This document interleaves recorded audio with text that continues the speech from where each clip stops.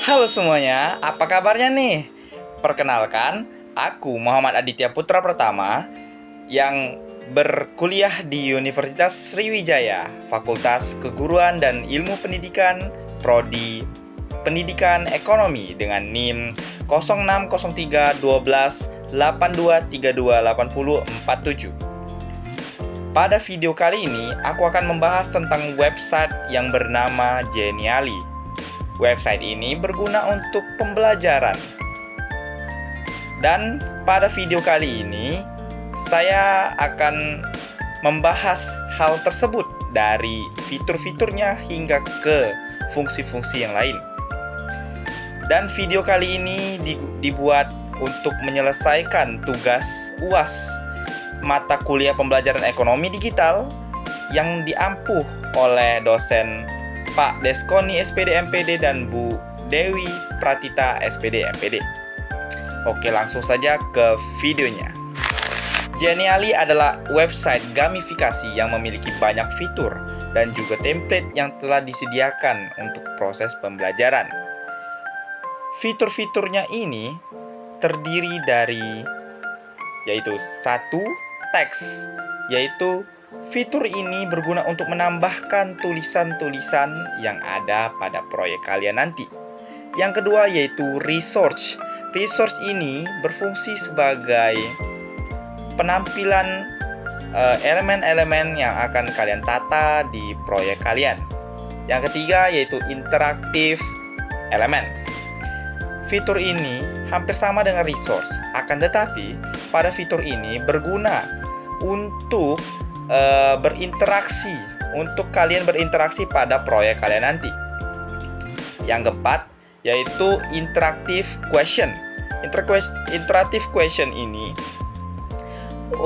berfungsi untuk menampilkan berbagai jenis model pertanyaan seperti pilihan ganda, esai, benar atau salah, dan lain-lain.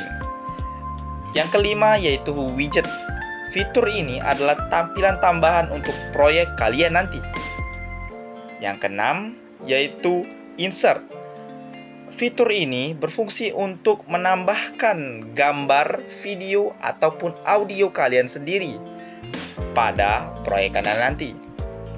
Yang ketujuh yaitu style. Style ini adalah fitur lanjutan dari teks. Jadi, berguna untuk mengatur warna dari tulisan dan proyek kalian.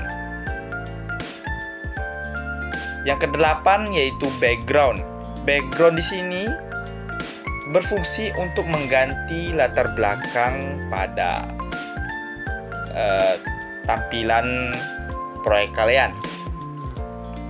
Oke, Genially sendiri itu berfungsi sebagai media pembantu dalam proses pembelajaran secara digital. Dan juga Genially itu memiliki kelebihan dan kelemahan. Kelebihan-kelebihan yang dimiliki oleh Genially itu terdiri atas yang pertama itu praktis. Praktis digunakan, praktis diterapkan, dan praktis dibuat. Yang kedua yaitu fitur yang lumayan lengkap. Kalau kita lihat di sini, fitur-fitur yang ada di Genially itu cukup lengkap dan cukup untuk media pembelajaran. Yang ketiga yaitu template gratisnya itu ada banyak. Jadi jangan khawatir kalau kalian itu bukan member. Jadi jika kalian itu pengguna gratisan, jangan khawatir karena template yang dihadirkan itu lumayan banyak. Yang keempat yaitu interaktif dan menarik minat belajar siswa. Dan kelemahannya yaitu yang pertama, sinyal haruslah stabil karena ini memang perangkat yang ada pada website digital. Yang kedua yaitu harus memiliki perangkat yang bisa digunakan, mau itu HP, laptop maupun iPad, tablet. Yang ketiga yaitu kalau mau berlangganan itu cukup mahal, sekitar 20 USD per bulan atau 300.000 per bulan. Itu cukup mahal. Oke, setelah ini akan ada demo penggunaan Genially. Baiklah, di sini saya akan menampilkan demo penggunaan Genially. kebetulan sudah saya siapkan proyek yang telah saya buat pada Genially ini. Tinggal saya klik saja di sini. Dan inilah tampilan proyek yang menggunakan Genially buatan saya. Di sini saya memakai template, yaitu template hand drawn board yang berbasis quiz. Jadi, saya jelaskan terlebih dahulu, pada proyek ini, para murid diminta untuk mengklik dadu, bisa dibilang itu dadu, yang dimana ketika para murid telah mengklik ini akan memunculkan angka yang ada dari 1 hingga nomor 10. Dari 1 hingga nomor 10 ini tertulis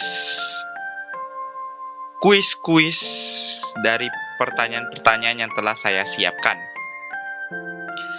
Oke, saya contohkannya saja ya. Saya sebagai murid contohnya. Oke. Ini semisal ini murid pertama. Klik. Oke. Dapat nomor 9. Guru atau pembimbing dimohon untuk membantu para murid untuk mengklik proyek kalian. Oke, setelah diklik nomor 9-nya akan muncul tampilan soal. Soal nomor 9 yaitu jenis pertanyaan esai. Pertanyaannya, perusahaan perseroan terbatas yang mengatur energi listrik di Indonesia adalah, seperti yang kalian tahu, ini jawabannya PLN. Oke, desain. Oke, itu sudah, kalau sudah suara ting, itu jawabannya telah masuk. Oke, lanjut lagi. Semisal siswa yang kedua, ini asesmennya itu melalui guru yang ada di depan ya, atau pembimbing yang ada di depan. Itu jawabannya benar atau salah untuk esai tadi. Soalnya kalau esai itu tidak ada benar atau salahnya. Baik, saya ulang.